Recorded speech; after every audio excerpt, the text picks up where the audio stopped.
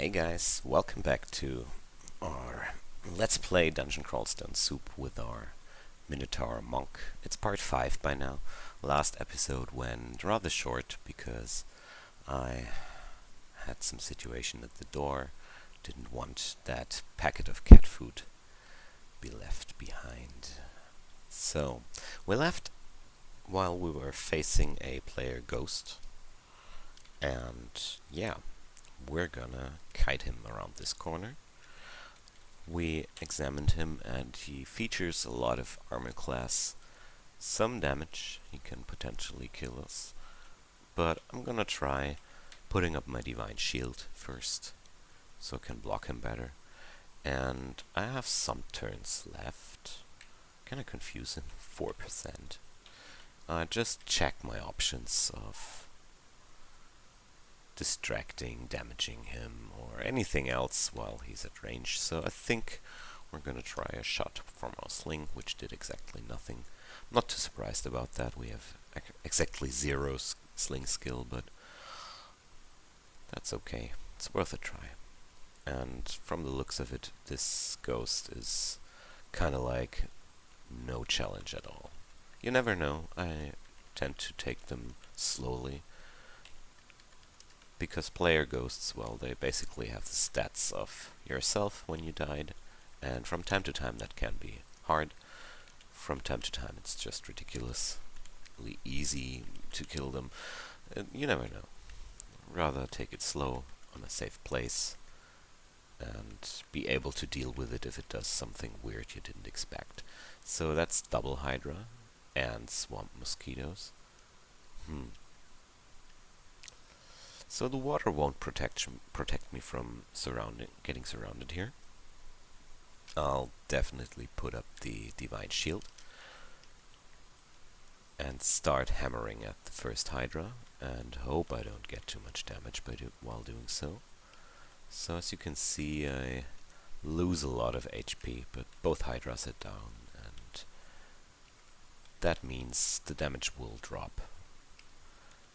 That's how quickly I get into a dangerous situation. I mean, 2 Hydras at once is really never to be taken lightly. And if the one Hydra was no 4-headed, let's say a 9-headed, I think I would have bailed out and tried to separate them and kill them one by one. There's the next mangrove. This one we're really beat up quickly and brutally.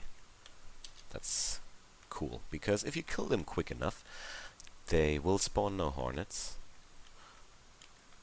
but, well, don't manage to do so every time or every game. Okay. So we're clearing through the swamp at a quick pace now. Still not auto-exploring because I feel spooked with some of those situations here I stumble into. And if a quick auto-explore, I do things too quickly. So, say hello to our fire siren out there. I guess I can't turn that off. I hope nothing bad happened out there. I hope it's just a test alarm. I really hope so. It's gonna be one more times, I think. And there's some sirens. Nope, I think there happened something bad out there. I hope everything turns out fine there. Okay, so let's head to Swamp 3 and let those sirens wail a bit and warn us that this is no safe place. Let's take this as a warning shot.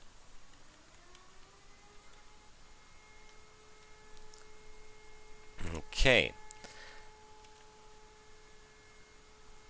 So we got a Spriggan Rider and a Mangrove, which is really an obnoxious situation. I'm gonna make use of the teleport trap here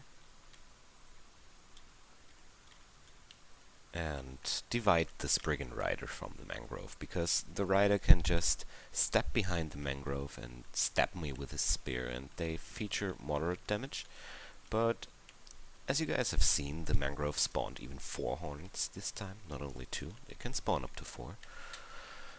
And with the Spriggan Rider, this could have been a bad situation. So there's Roxanne. Roxanne is a funny unique Sorry.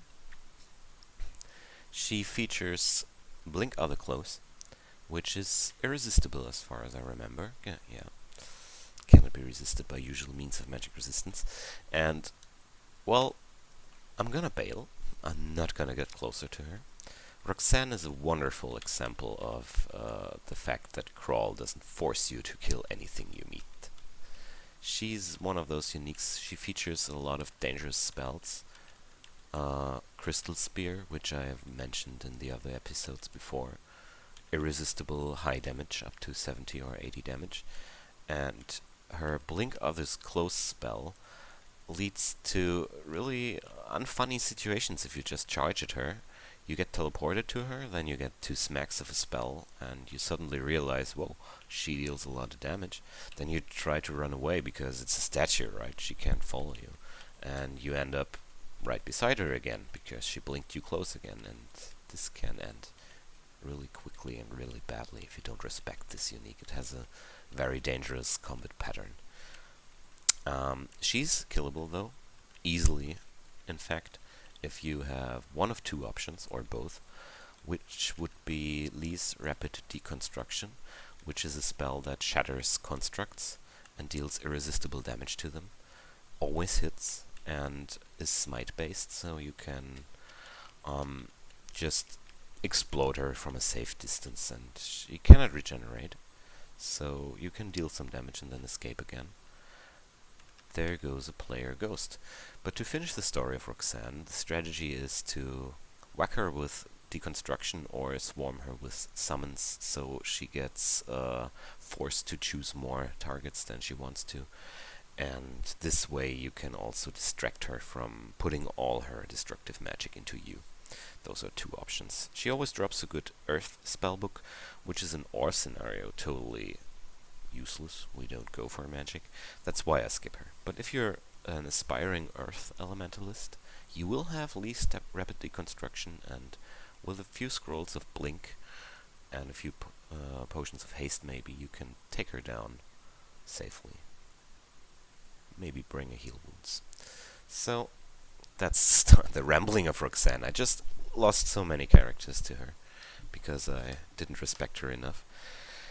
Let's go to this player ghost now. It's an ogre gladiator, which considerably high accuracy, more damage than the last guy, and I think he will put up a harder fight than the last ghost we faced. So I'm gonna kite this back, activate my divine shield, and well, they're resistant to cold, so Ice Blast won't help me. No, actually not. Nice. So, I'm gonna put down some Ice Blasts on him just to soften him up while I can. So, this was about, well, I would guess between 10 and 20%, and let's start attacking him carefully. So that's the first hit. A lot of damage. There goes a Spiny Frog. I feel like this situation is too dangerous for me, so I'm gonna summon a Divine Warrior to help me with this affair. And the good thing about the Shining One is you get those angels, and he's wielding a long sword of Holy Wrath, which always deals a lot more damage into unholy guys. And, well, player ghosts are unholy. They're vulnerable to this. So this angel was a safe way to take him down quickly. And we regain piety at a quick rate because we keep killing and our piety is at full. So it was totally safe to use it there, and we still have perfect chances to do it again if we need to. But I didn't want to take a risk. He smacked me for 50 points of damage with just one hit. That's about a third of my total HP pool, and well, that's too much to take it without help. I could also have mighted or berserked on him, but those are limited resources. I only got a few of them, and the angel is a regenerative resource for me. As long as I keep killing, I can get as much angels as I want to. So that's the strategizing behind this option here for me. Okay, that's Swamp 3, and as you guys can notice, it's getting hotter and hotter down here. Situations are getting harder. This player ghost was a lot harder than the last one. But we're still managing very finely here. So there was a swamp worm. Swamp worms are a good source for food down here, because most of the stuff here is inedible, because they're too poisonous to eat. So swamp worms and alligators, they're your sources of clean meat in this area. So another mangrove, and I'm really happy how little threat they pose to me. So we're gonna head downstairs now, and this is Swamp 4. This is where we're gonna find our first Rune of Zod, and this is also the reason why I'm gonna magic map this, to see which ending we have. And this area is the ending area, I noticed that by the rock tiles around it.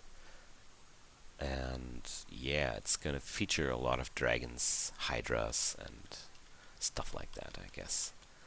I think it's not the ending of the 27-headed Lernian Hydra, also called Lerni or Lenny, which is the biggest Hydra you will meet in any dungeon crawl game. It features 27 attacks in a turn.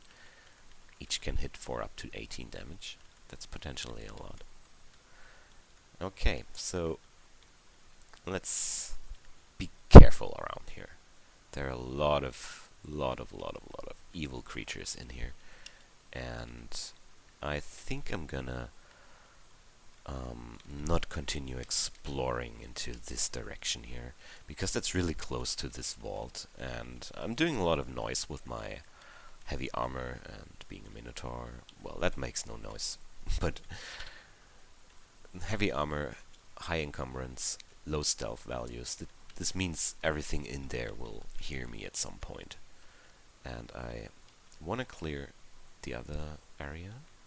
Huh, got teleported. Okay, so that's out the fight. There's a first Thorn Hunter. Very obnoxious enemies.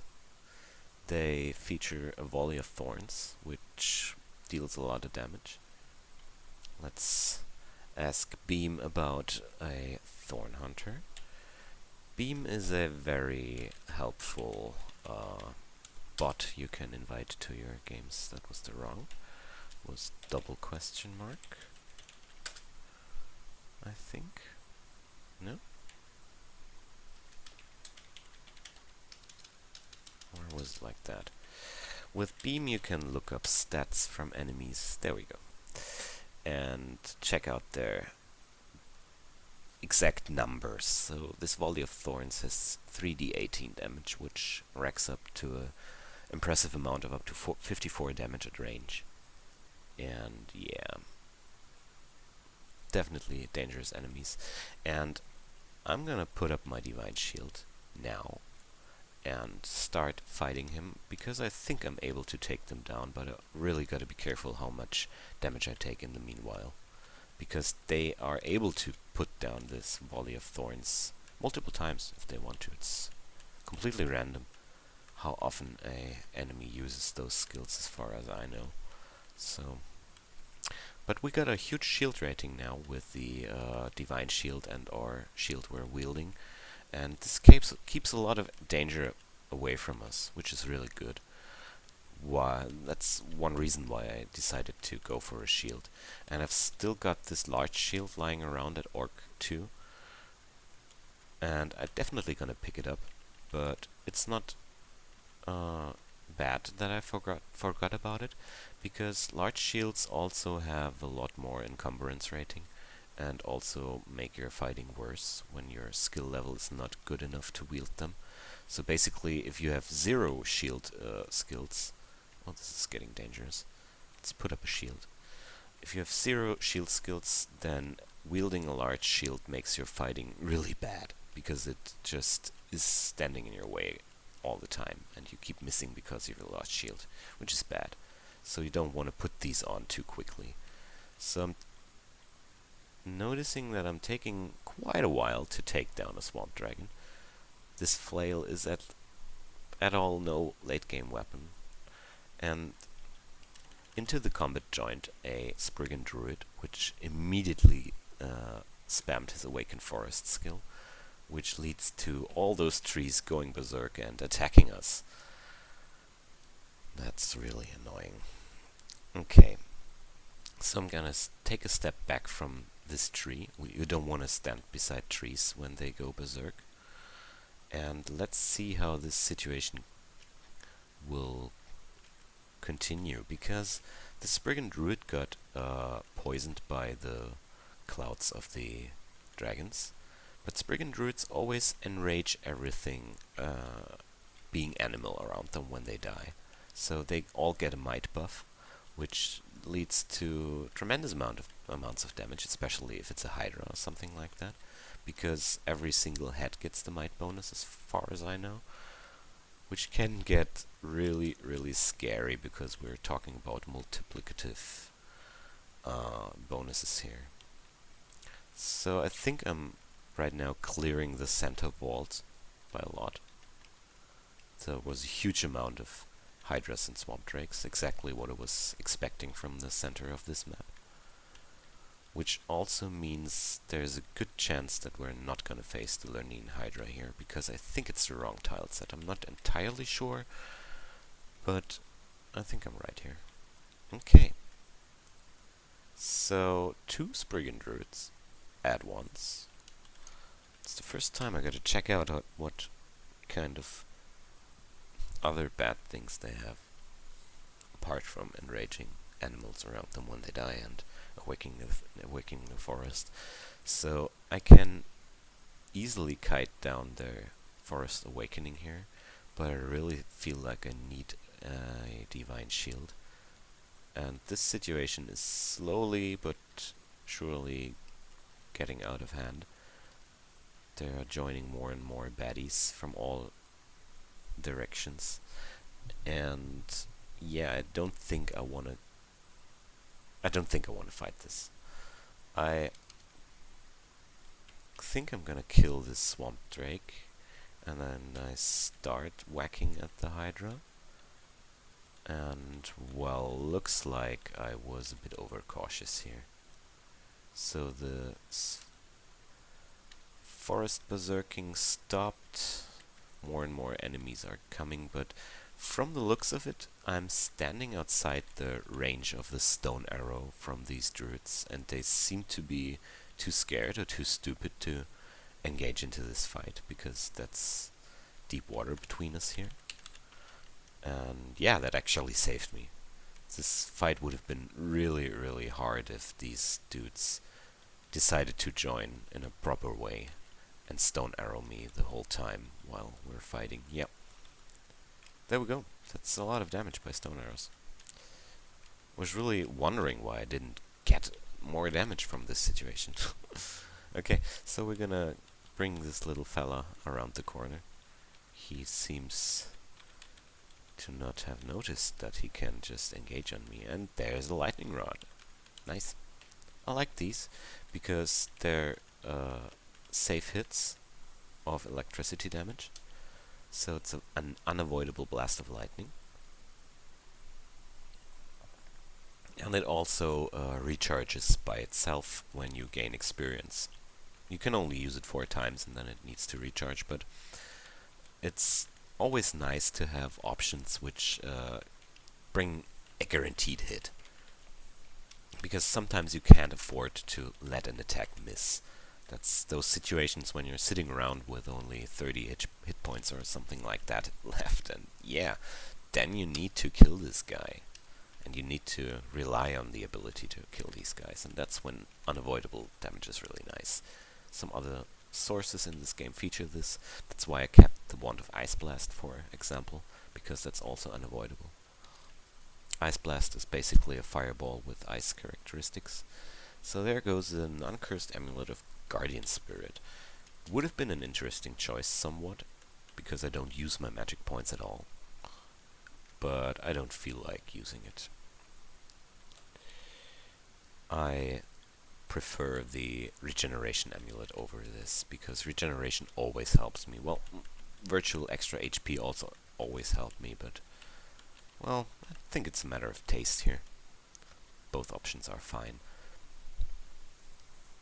Thorn Hunter, huh? So I don't want to fight this like that, because Thorn Hunter can also put up a wall of brambles to cut off my way, like this.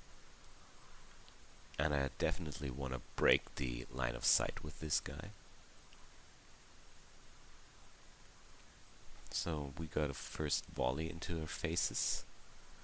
And I think I'm gonna put up a Divine Shield now. This situation features a lot of damage and slime creatures around me getting bigger and bigger, but I need to kill this Thorn Hunter first. So, there we go. It's 88 damage by now, and 240 HP. It's actually pretty insane. Yeah. We got hit by that. Yeah, that's one of those situations. I think they're mindless. Yeah, so you can't fear them. I'm gonna teleport. I hope I'm gonna survive a few more turns. So, I think I would have died here if I kept fighting these. Because a slime creature at this size deals such terrible amounts of damage that you can't just heal wounds against that. It can potentially deal the damage of several heal wounds potions at once. And you only can drink one at a turn. So, there goes the main vault, which contains a purple, very ugly thing. Okay. Interesting. They don't belong down here. So those are the bigger brothers of the ugly things, obviously. They're very ugly now. And yeah, there's the slime creatures we fled from. And there's a first rune. Hooray, hooray. Now we can enter the vaults, which I called the lair in the other episode by accident. Sometimes silly things happen with your tongue from time to time if you're talking too much. They're definitely talking too much here to keep track of all the misspellings I do. Okay, another Spriggan Druid. But this time he has no friends, he has nothing at his disposal to get dangerous for us. And yeah, that's Swamp done. Nice. We only got player ghosts instead of uniques down here. We didn't face a single unique again. Overall, this is a very low frequency of uniques in this game so far, which kinda makes me think that the really bad uniques will only be coming. And oh boy, 2 Thorn Hunters at once. Bye bye, guys. They would be a nice chunk of XP, but they would also be a lot of danger, and I don't feel like danger right now. There's gonna be more than enough danger down at the snake pit right now. And let's check. We have resistance from electricity, that's very important to feature in the snake pit, but also we're lacking some sort of reflection. That's not too good. That's something I need to be careful about. And yeah, we got the resist poison up, that's also very important for the snake pit. But somehow I don't know if I really want to go for snake pit, because I have no blink, which kinda creeps me out. We didn't find any source of blink so far. And yeah, I think I'm gonna go for vaults for now. First level vaults, maybe we find something useful there. The main reason why I don't want to go for snake pit without some source of blinking is there are a lot of strong ranged attacks down there, especially from those Naga sharpshooters. And there's one particular unique, it's Vashnia, and she always comes with around half a dozen sharpshooters, or she can come with up to many as that, I don't know, but she's by herself also a very strong ranged attacker, and we don't want to mess around with that. So there's a scroll of brand weapon, scroll of teleportation, but again no blink, that's really sad. We pick up this magic mapping too, the fear as well, because fear can be really life-saving from time to time. I'm gonna mark these enchant and ID scrolls, because I don't need them right now, but I might need them later. And perfect, so let's try out this brand weapon and hope our Evening Star gets a bit more useful. It's electrocution, well, I would have wished for crushing, flaming, or freezing, actually. But I think we're gonna enchant this. And turn off evocations for now, turn back on maces and flails, and put up this evening star of electrocution, which leads to the fact that we don't have any resist poison or see invisible anymore.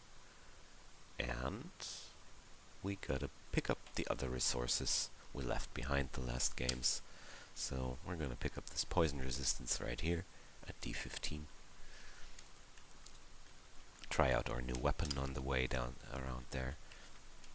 So there's resist poison now. And we also need see invisible. You always want to have a source of see invisible at some point of the game. Because invisible enemies are very hard to hit. You don't know where they're standing all the time. You only get a silhouette from time to time. Then you can make out their position. And they also... I don't know if anything can actually be invisible around me with the shining one. I think there was a nice feature that's not written out here. So let's check, but I think that reveals their enemies to them. I don't need see invisible in this run, I think. I'm gonna carry it around just in case something happens I didn't expect, so I'm gonna drop this one of polymorph. I'm not too fond of polymorphing. You gotta know what you're doing when you're polymorphing. It's a nice effect, but you really gotta be careful with that. So let's see, have a look at our resistances. I think I'm gonna drop this extra magic resistance here and swap over to protection from cold to have a set of well-rounded resistances at this point,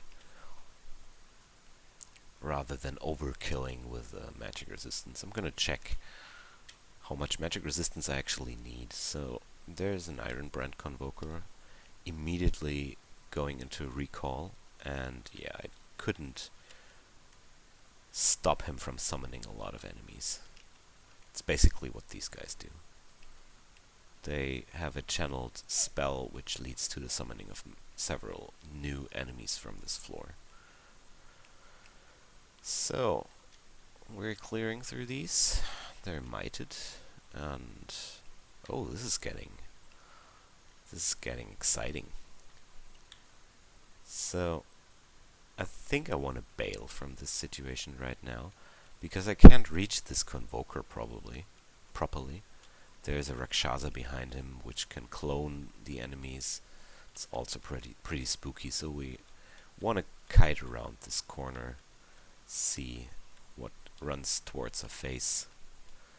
And if the situation gets really bad, I can always flee upstairs. That's kind of like my strategy here.